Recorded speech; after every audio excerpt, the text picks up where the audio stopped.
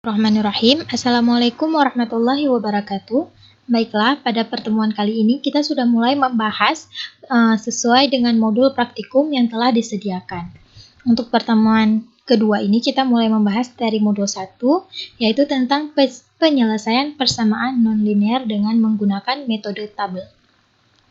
Tujuannya yaitu kita mempelajari metode tabel ini untuk penyelesaian persamaan nonlinear, di mana penyelesaian persamaan nonlinear tersebut adalah penentuan akar-akar persamaan nonlinear, di mana akar sebuah persamaan fx sama dengan 0 adalah nilai-nilai x yang menyebabkan nilai fx sama dengan 0. Dengan kata lain, akar persamaan fx adalah titik potong antara kurva fx dan sumbu x. Nah, ini bisa diingat titik potong. Nah, dia harus ada titik potong, di mana suatu teorema mempunyai akar bila FA dan FB berlawanan tanda atau memenuhi FA kali FB kecil sama dengan 0. Nah, ini ada contoh grafiknya. Ini yaitu grafik untuk FA kali FB lebih kecil dari 0. Nah, sini bisa dilihat ada perpotongan antara FA dengan sumbu X. Sehingga dia terdapat akar. Sedangkan yang grafik di bawah ini, dia lebih besar dari 0, FA kali FB. Dan tidak ada perpotongannya, sehingga dia tidak memiliki akar. Oke, ini contoh tabelnya. Jadi, di sini ada dijelasin pada tabel fxk sama dengan 0 atau mendekati 0, maka dapat dikatakan bahwa xk adalah penyelesaian dari persamaan fx. Dari persamaan fx sama dengan 0. Bila tidak ada fx yang sama dengan 0, maka dicari nilai fxk dan fxk tambah 1 yang berlawanan tanda. Bila tidak ditemukan, maka dikatakan tidak mempunyai akar untuk XAB. Nah, ini untuk lebih jelasnya kita langsung bahas contoh soal biar bisa dimengerti. Dan kita akan selesaikan soal tersebut sesuai dengan urutan algoritma yang telah disediakan ini. Nah, untuk contoh soalnya yaitu selesaikan persamaan x tambah e pangkat x sama dengan 0 dengan range x sama dengan minus 1,0. Untuk langkah pertama, kita disuruh untuk mendefinisikan fungsi fx. Oke, kita definisikan fungsi fx di mana fx sama dengan x tambah e pangkat x. Tahap selanjutnya, tentukan range untuk x yang berupa batas bawah dan batas atas. Nah, yang ini. Jadi, kita tentukan range-nya sudah diketahui, yaitu minus 1,0, dan kita tentukan x atasnya yaitu 0, dan x bawahnya yaitu minus 1. Selanjutnya, kita disuruh untuk menentukan jumlah pembagian n. Jumlah pembagian n ini, di sini kita gunakan 10, dan sebenarnya boleh berapa aja, boleh 20, boleh suka hati, terserah mau pakai berapa. Untuk selanjutnya, kita disuruh untuk menghitung step membagi H dengan rumus X atas dikurang dengan X bawah dibagi dengan N. Oke, kita cari nilai H sama dengan X atas yaitu 0 dikurang dengan X bawah yaitu minus 1 dibagi dengan N yaitu 10. Nah, kita dapat nilai H-nya yaitu 0,1. Step selanjutnya yaitu untuk I sama dengan 0 sampai dengan N. Nah, kita buat dulu nih, nilai I-nya dari 0 sampai dengan N. N tadi kan 10, berarti kita buat dari 0 sampai dengan 10.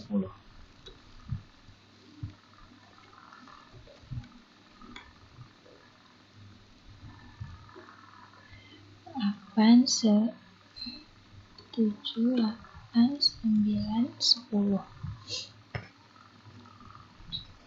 Oke. Terus selanjutnya, hitung XI sama dengan X bawah ditambah dengan I kali H. XI sama dengan X bawah dikali dengan ditambah dengan I kali H. XI, X bawahnya yaitu minus 1 ditambah dengan I kali H. Karena I-nya 0 berarti dia di sini langsung minus 1 nilainya. Nah, untuk selanjutnya, pakai rumus yang sama, X bawah ditambah I kali H. Mana X bawahnya sama dengan, X bawahnya minus 1, ditambah dengan I kali 0,1. Nah, nilainya itu 0,9. Kita ini biar langsung berlanjut. Nah, dan untuk yang ke bawahnya juga semua menggunakan rumus yang sama, yaitu X bawah ditambah dengan I dikali dengan nilai H. Nah, ini udah selesai. Selanjutnya kita disuruh mencari nilai YI. YI dimana sama dengan Fxi. Nah, Fx rumusnya yaitu X tambah dengan E pangkat X. Untuk I sama dengan 0, berarti kita harus mencari, untuk X sama dengan 0, berarti kita disuruh untuk mencari F1. Jadi rumus F1 sama dengan X ditambah dengan eksponen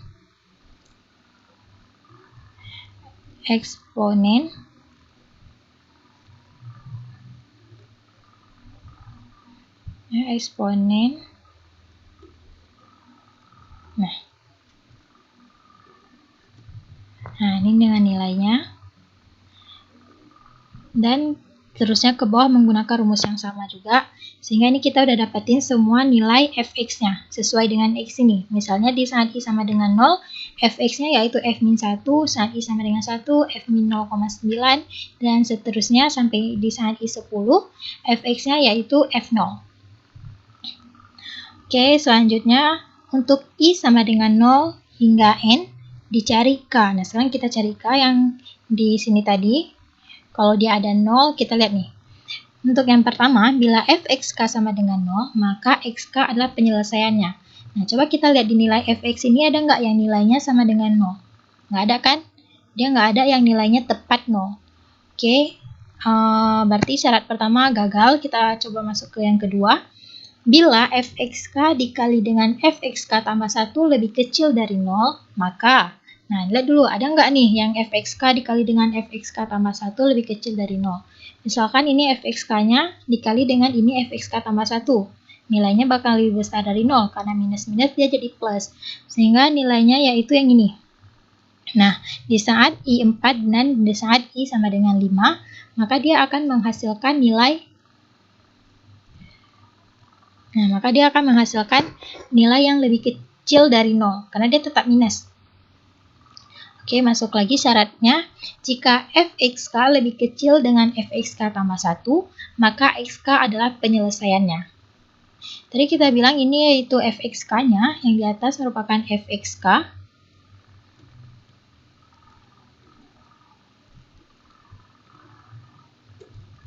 Dan yang di bawah ini merupakan x tambah 1-nya. Ini fx-nya dan yang di bawah merupakan fx tambah 1. Sehingga bila fx-nya lebih kecil daripada fx tambah 1, maka x adalah penyelesaiannya. Sekarang kita cek apa fx ini lebih kecil daripada fx tambah 1, dan iya, ini kan minus. Jadi tentu nilainya itu lebih kecil daripada fx tambah 1.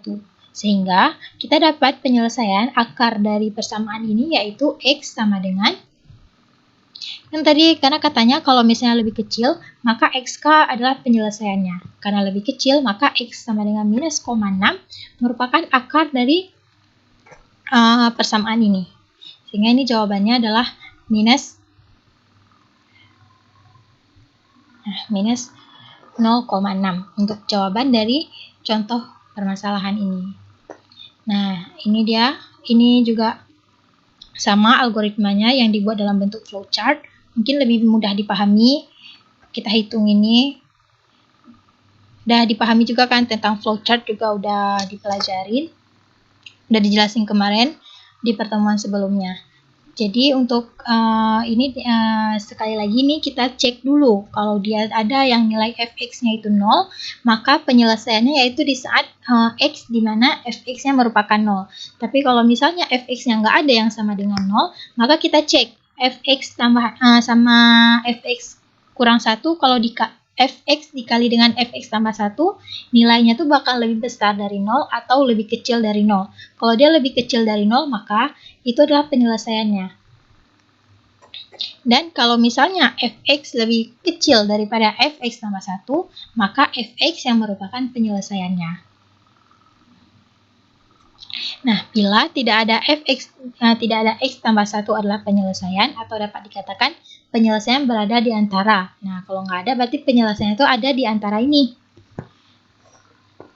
Untuk yang ini mungkin udah bisa dipahamin. Kalau ada yang nggak dimengerti, nanti bisa ditanya saat kita pertemuan di hari Rabu melalui Google Meet. Kalian juga bisa baca-baca modulnya sebelum bertanya biar sudah memahami dulu sebelumnya sedikit. Jadi lebih dan kurang di sini kakak mohon maaf. Kakak akhiri. Wabillahi taufiq wal hidayah. Wassalamualaikum warahmatullahi wabarakatuh.